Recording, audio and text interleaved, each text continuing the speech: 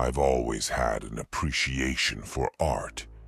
So, when I moved into my new apartment, I decided to visit a local flea market to find some unique pieces to decorate my walls. Among the various items, one painting caught my eye. It was an old portrait of a woman, her eyes deep and haunting, painted in such detail that it almost felt alive. The vendor told me it was from the late 1800s and had been part of an estate sale. Intrigued, I bought it without hesitation. As soon as I hung the portrait in my living room, strange things began to happen. At first, it was subtle. Items would be misplaced, and I would hear faint whispers at night. I chalked it up to my imagination and the stress of moving. But then, it got worse. One night, I woke up to a cold breeze blowing through my apartment. My windows were closed, but the chill was unmistakable.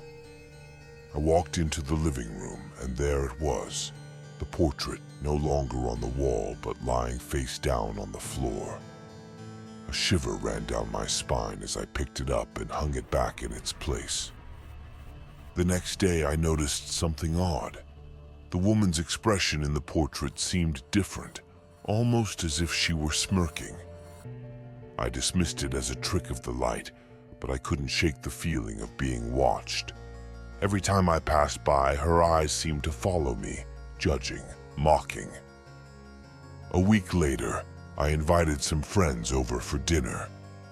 As we sat in the living room, one of them pointed out the portrait. "That's a creepy painting," she said, shivering. "Where did you get it?" I explained the story and they all laughed, joking about haunted artifacts.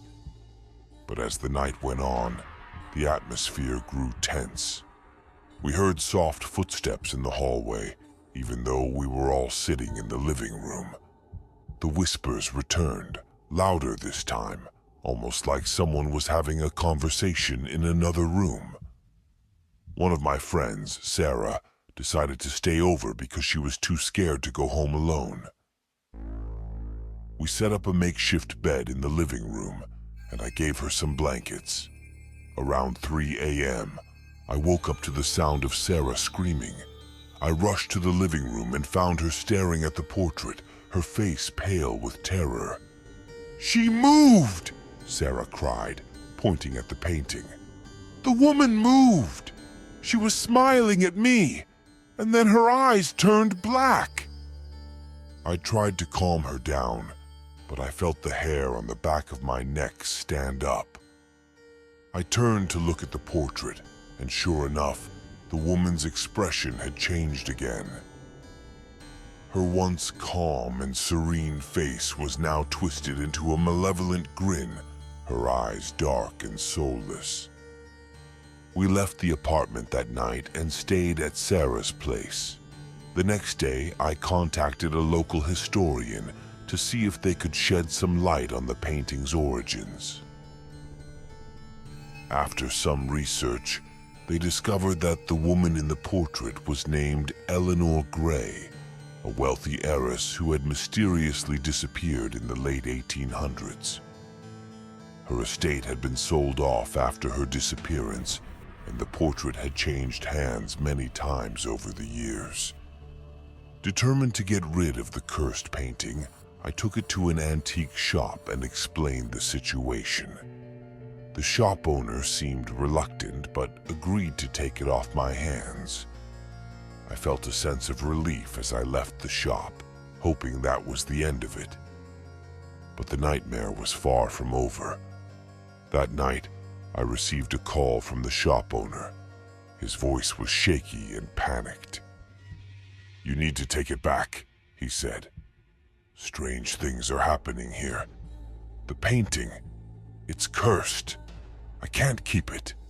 Please, take it back." I hung up, feeling a cold dread settle in my chest. I decided to burn the painting, hoping to end the curse once and for all. I took it to an empty lot, poured gasoline over it, and set it on fire. As the flames consumed the portrait, I heard a piercing scream, like someone being tortured. The fire roared higher, and I stumbled back, horrified. The painting was gone, but the feeling of being watched never left. Shadows moved in the corners of my vision, and the whispers followed me wherever I went. I moved out of that apartment, hoping to escape the curse. But I know deep down that Eleanor Grey's spirit still haunts me, bound by the malevolence of the portrait.